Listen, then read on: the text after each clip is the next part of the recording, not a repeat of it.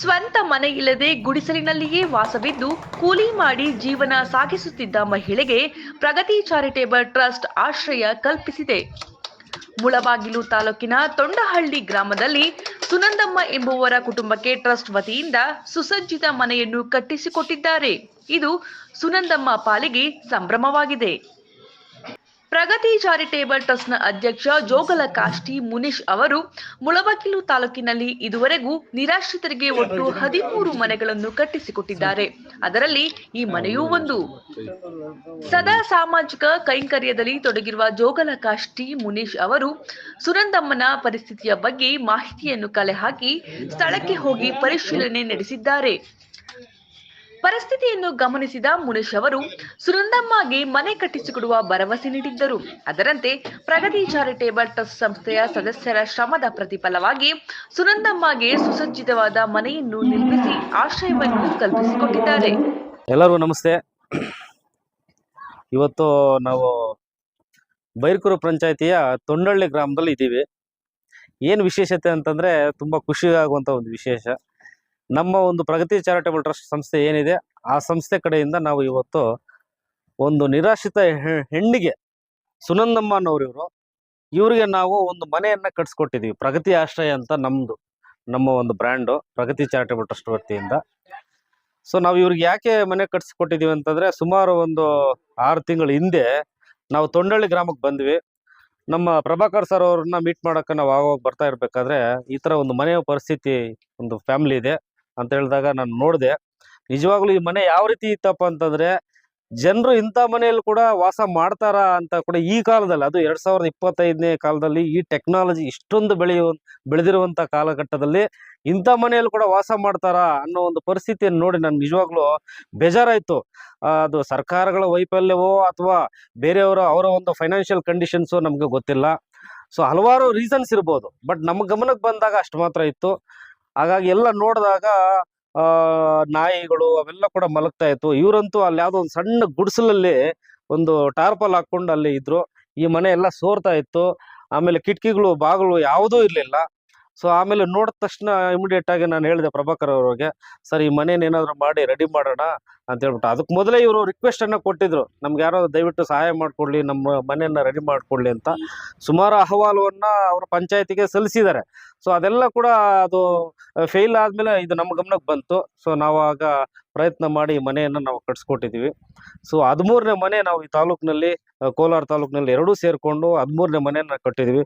So 13 ಮನೆಗಳನ್ನು ನಾವು ಪರಿಶೀಲನೆ ಮಾಡಿದಾಗ ಎಲ್ಲ ಮನೆಗಳು ಕೂಡ ತುಂಬ ತೀರಾ ಅಧ್ವಾನದ ಒಂದು ಪರಿಸ್ಥಿತಿ ಅಂತ ನಾವು ಕರಿಬೋದು. ದುರಸ್ತಿ ಪರಿಸ್ಥಿತಿ ಆ ರೀತಿ ಇತ್ತು. ಅಂಥ ಪರಿಸ್ಥಿತಿಯಲ್ಲಿರುವಂಥ ಒಂದು ನಿರಾಶ್ರಿತ ಕುಟುಂಬಗಳನ್ನೇ ನಾವು ಸೆಲೆಕ್ಟ್ ಮಾಡಿ ಪಂಚಾಯತಿ ಕಡೆಯಿಂದ ಆಗಿರ್ಬೋದು, ಸರ್ಕಾರದ ಕಡೆಯಿಂದ ಆಗಿರ್ಬೋದು, ಅವ್ರ ಕಡೆಯಲ್ಲಿ ಆಗದೆ ಇರುವಂಥ ಒಂದು ಕೆಲವಾರು ಪ್ರಾಬ್ಲಮ್ಸನ್ನು ಇರುವಂಥ ಒಂದು ಸಿಚುವೇಶನ್ ನೋಡಿ ನಾವು ಕಟ್ಸ್ಕೊಡ್ತಾ ಇದ್ವಿ. ಈಗ ಜಸ್ಟ್ ಒಂದು 6 ತಿಂಗಳು 8 ತಿಂಗಳ ಹಿಂದೆ ಒಂದು ಹಿರಣ್ಯಗೌಡನಹಳ್ಳಿಯಲ್ಲಿ ಬೈರ್ಕೂರು ಪಂಚಾಯತಿಗೆ ಸೇರಿದ್ದು. ಅಲ್ಲೂ ಕೂಡ ಒಂದು ಅಮರ್ ಅಂತ ಒಬ್ಬರು ಎಲ್ಲನೂ ನ್ಯೂಸೆಲ್ಲ ಕೂಡ ನೋಡಿರ್ತೀರ. ಅವರು ಕೂಡ ಸುಮಾರು 20 ವರ್ಷಗಳಿಂದ ಗುಡಿಸಲಲ್ಲಿದ್ದರು. ಅವ್ರಿಗೂ ಕೂಡ ಒಂದು ಮನೆಯನ್ನು ಕಟ್ಸ್ಕೊಟ್ಟಿದ್ದೀವಿ. ಸೊ ಇನ್ನೊಂದು 10 ದಿವಸಗಳಲ್ಲಿ ತಿಮ್ಮಾಪುರ ಅಂತ ಒಂದಿದೆ. ಈ ಒಂದು ಮಲ್ನಾಯಕನಹಳ್ಳಿ ಪಂಚಾಯತಿಯಲ್ಲಿ ತಿಮ್ಮಾಪುರ ಒಂದು ಗ್ರಾಮದಲ್ಲಿ ಅಲ್ಲೂ ಕೂಡ ಮನೆ ಎಲ್ಲ ಫಿನಿಶ್ ಆಗಿಬಿಟ್ಟಿದೆ. ಬರೀ ಪೇಂಟ್ ಒಂದು ಆಗಬೇಕಾಗಿದೆ. ಅದೊಂದಾದ್ಮೇಲೆ ಅದನ್ನು ಕೂಡ ನಾವು ಇನಾಗ್ರೇಷನ್ ಅನ್ನು ಮಾಡ್ಕೊಳ್ಳುವಂಥ ವ್ಯವಸ್ಥೆಯನ್ನು ನಾವು ಮಾಡ್ಕೊಳ್ತೀವಿ. ಅದು ಕೂಡ 13ನೇ ಮನೆಯಲ್ಲೇ ಸೇರ್ಕೊಳ್ಳುತ್ತೆ. ಸೊ ಹಾಗಾಗಿ ನಮ್ಮ ಒಂದು ಪ್ರಗತಿ ಚಾರಿಟೇಬಲ್ ಟ್ರಸ್ಟಿಂದ ಮನೆಗಳ ನಿರ್ಮಾಣ ಮಾಡ್ತಾ ಇದ್ವಿ.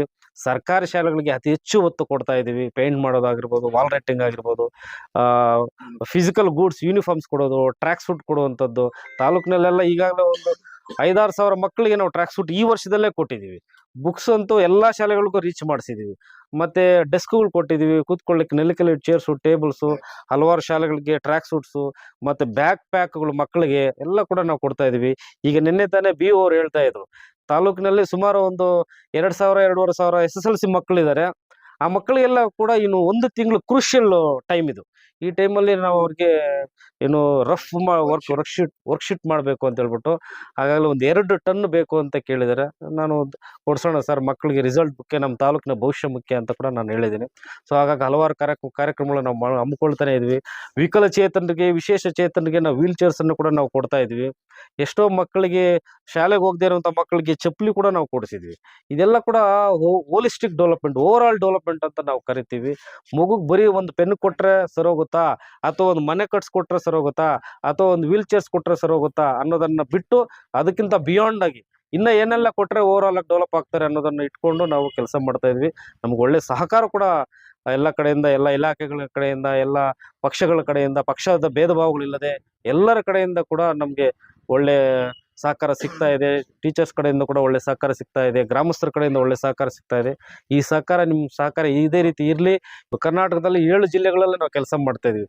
ಸರ್ಕಾರಿ ಶಾಲೆಗಳಾಗಿರ್ಬೋದು, ವಿಕಲಚೇತನರಿಗಾಗಿರ್ಬೋದು, ಮನೆ ಕಟ್ಸ್ಕೊಡುವಂಥ ಕೆಲಸಗಳಿಗಾಗಿರ್ಬೋದು, ಹಲವಾರು ಕೆಲಸಗಳಿಗೆ. ಸೊ ಹಾಗಾಗಿ ಇನ್ನೂ ಹೆಚ್ಚಿನ ಮುಂದಿನ ದಿವಸಗಳು ಹೆಚ್ಚು ಕೆಲಸ ಮಾಡ್ತೀವಿ ಅಂತ ಹೇಳ್ತಾ, ಈ ಸುನಂದಮ್ಮ ಅನ್ನೋರಿಗೆ, ಅವರ ಫ್ಯಾಮಿಲಿಗೆ ನಿಜವಾಗ್ಲೂ ಅವರನ್ನ ಕಡೆಗಣಿಸ್ಬಿಟ್ಟಿದ್ರು ಅವ್ರ ಫ್ಯಾಮಿಲಿಗಳೆಲ್ಲ ಕೂಡ. ಅವರ ಒಂದು ಪರಿಸ್ಥಿತಿ ನೋಡಿ, ಅವ್ರಿಗೆ ಒಂದು ಯಜಮಾನರು ಒಂದು ಸತ್ತೋದಾಗ, ಕರೆಂಟ್ ಸಿಕ್ಕಾಕೊಂಡು ಸತ್ತೋದಾಗ ಅವ್ರ ಪರಿಸ್ಥಿತಿ ನೋಡಿ ಎಲ್ಲ ದೂರ ಇಟ್ಟಿದ್ರು ಆ ಅಮ್ಮನ್ನ. ಇವತ್ತು ನಿಜವಾಗ್ಲೂ ಆ ಮುಖದಲ್ಲಿ ನಾವು ಇವತ್ತು ಕಳೆಯನ್ನು ನೋಡ್ತಾ ಇದೀವಿ. ನಾವು ಮೊದಲು ಬಂದು ನೋಡಿದಾಗ ಇದ್ದದ್ದು ಮುಖದಲ್ಲಿ ಕಳೆಗೂ ಇವತ್ತಿನ ಕಳೆಗೂ ತುಂಬಾ ಖುಷಿ ಆಗ್ತದೆ. ನನಗಂತೂ ಖುಷಿ ಆಗ್ತದೆ. ಒಂದು ಮನುಷ್ಯನಲ್ಲಿ ಆನಂದ ಬಂದಾಗ, ಖುಷಿ ಬಂದಾಗ ನಗು ಇದೆಯಲ್ಲ, ಅದಕ್ಕಿಂತ ಇನ್ನ ದೈಹಿಕ ಆರೋಗ್ಯ ಇನ್ನೇನ್ ಬೇಕು ಹೇಳಿ. ಸೊ ಹಾಗಾಗಿ ಅದು ಸಾಕು. ನಿಮ್ಗೆಲ್ಲ ಆ ದೇವರು ಅಷ್ಟ ಐಶ್ವರ್ಯಗಳನ್ನ ಕೊಟ್ಟು, ಆರೋಗ್ಯ ಕೊಟ್ಟು, ಫಸ್ಟ್ ಆಫ್ ಆಲ್ ಆರೋಗ್ಯ ಕೊಟ್ಟು ಚೆನ್ನಾಗಿ ನೋಡ್ಕೊಳ್ಳಿ. ನಮ್ಮ ಕೈಲಾದಷ್ಟು ಸಾಧ್ಯವನ್ನ ನಾವು ಮನೆಯನ್ನ ನಿರ್ಮಾಣ ಮಾಡ್ಕೊಟ್ಟಿದ್ವಿ.